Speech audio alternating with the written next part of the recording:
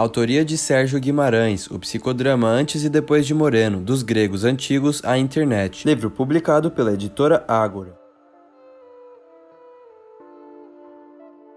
E agora, o que vem por aqui? Não deixe que a próxima vez saiba demais sobre as vezes anteriores. De acordo? Para quem não quiser cair no recurso fácil do chavão, prefácio, ou introdução, por exemplo, esse conselho é sempre oportuno. Pois é, mas escrito assim, sem aspas, qualquer um poderia dizer que é seu, inclusive eu. Não é, não.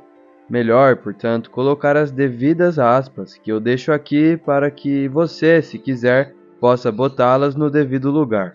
Foi Jacob Levi Moreno, o criador do psicodrama moderno, quem fez essa recomendação num texto de 16 tópicos sobre o gênio, que acabou ficando inédito por cerca de 45 anos. Somente a partir de 2019 saiu a público a autobiografia de um gênio. Por enquanto, para começar, o importante é sublinhar no título, aí em cima, ainda que em desordem, duas palavras fundamentais para quem faz psicodrama: o aqui e o agora. Será? Pelo menos assim era, até que uma pandemia brutal obrigou a grande maioria de psicodramatistas mundo afora a mudar de prática, e com o chamado psicodrama digital, que muitos insistem em chamar de virtual, a situação passou a ser outra. O aqui muda e o agora continua, por exemplo. Espera aí! Intervém de repente meu duplo contrário. Você está começando pelo fim. Esse é o tema do último capítulo. Por que não vai na ordem? Poderia responder a ele que faço assim, entre outras razões, porque sou canhoto, mas prefiro não contrariar a figura. Uma explicação melhor sobre a técnica do duplo contrário vai ter que esperar pelo segundo capítulo, Curar-se Atuando, o teatro terapêutico antes de Moreno. É quando conto a história do duelo de Dom Quixote, retratada por Miguel de Cervantes, com o Cavaleiro da Branca Lua, ocorrido ficcionalmente em Barcelona, uns 350 anos antes do segundo Congresso Internacional de Psicodrama, realizado naquela cidade. Como assim? Antes que o tal duplo interfira de novo, me acusando de continuar fora da ordem, volto então à normalidade. O que você vai encontrar no primeiro capítulo, dos gregos antigos aos tempos modernos, a improvisação antes de Moreno, é a primeira das duas perspectivas históricas construídas no livro. Nele, mostro como, já entre os helenos, eram praticadas não apenas cenas improvisadas, mas inclusive jogos de papéis precursores da proposta psicodramática. O exemplo do juiz, protagonista da comédia As Vespas de Aristófanes, tão obcecado pelo trabalho judicial que acaba levando o próprio filho a simular em casa um tribunal, é, sem dúvida, emblemático. Basta seguir o fio da história da improvisação para ir encontrando, ao longo dos séculos, as inúmeras manifestações de teatro popular registradas tanto na Europa como na Ásia, África ou América Latina. Não é um acaso que, em 1º de abril de 1921, Moreno se vista de bobo da corte para sua primeira grande aparição pública improvisada.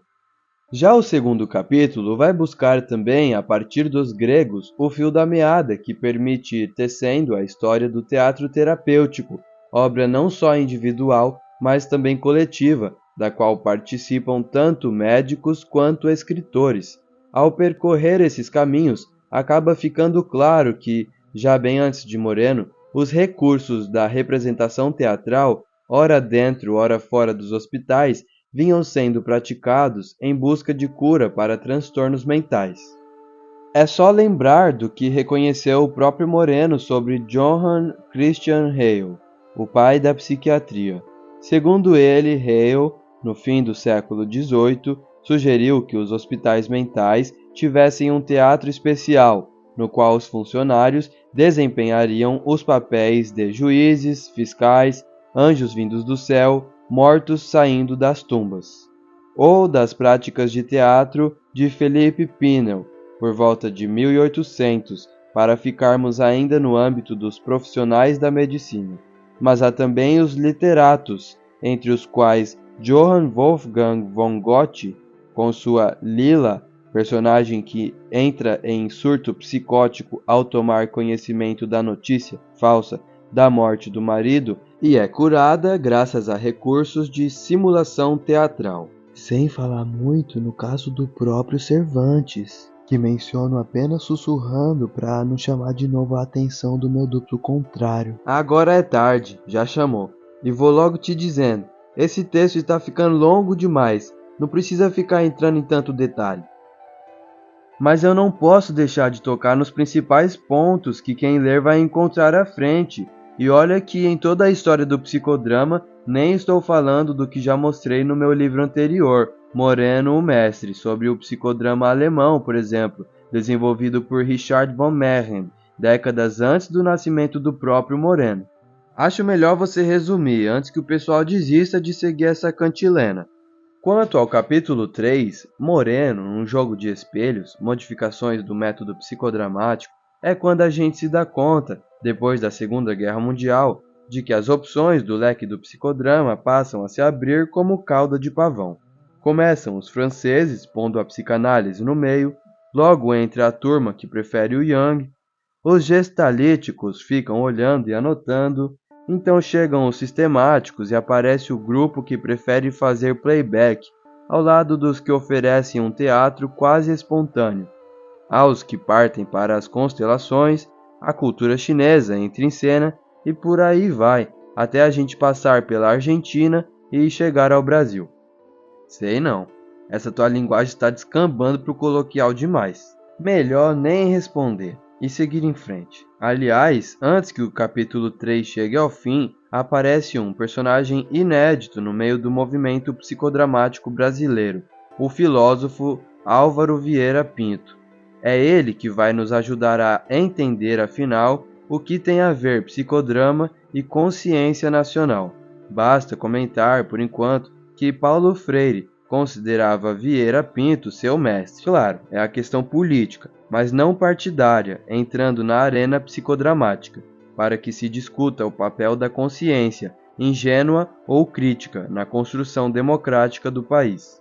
Já no quarto capítulo, entre Moreno e Paulo Freire, a filosofia, a terapia e a pedagogia, o paralelo entre os dois homens de ação, reflexão, ação, põe em evidência o que os faz convergir. Procuro demonstrar, a partir do trabalho deles, por um lado, a importância de manter a necessária unidade entre saúde e educação, e por outro, a busca da libertação das pessoas por meio da ação e da correspondente tomada de consciência. Daí, trabalharem ambos a favor de uma crescente autonomia, que permita aos indivíduos decidir por conta própria a respeito de sua própria vida. Eu, se fosse você, parava por aqui. Sem dizer nada sobre o último capítulo, preciso pelo menos mostrar que, mais de 80 anos depois de Moreno ter começado a indicar o caminho das pedras no uso das novas tecnologias, suas recomendações finalmente começam a ser postas em prática. Muito vago isso, pode ser mais claro? Na realidade, é a pesquisa sobre a gravação de discos de metal ainda na Europa, feita com Fritz Lourenço, que chama a atenção de uma empresa norte-americana, que os convida e os leva aos Estados Unidos em 1925. É fato que, em 1933, Moreno produz seu primeiro filme, ainda mudo, mas já mostrando como pode ser feito um trabalho impromptu. Depois vem o uso da primeira câmera sonora, os programas de rádio, as gravações audiovisuais no Teatro de Beacon, os contratos com a televisão nos anos 1940, o circuito fechado de televisão para que centenas de pessoas pudessem acompanhar psicodramas ao vivo, e logo depois através de videotape. A lista de iniciativas tomadas por Moreno é longa, mas seu exemplo e suas recomendações adiantaram muito pouco. Foi preciso uma pandemia feroz, a de Covid-19, ameaçando devastar o planeta, para que entrasse massivamente em cena uma nova modalidade com o uso efetivo, e não mais excepcional ou experimental, de um psicodrama à distância, graças à rede mundial de computadores, a tal internet. chega o momento instigante e quase exclusivo do psicodrama digital. Está bem assim como o aperitivo do capítulo 5?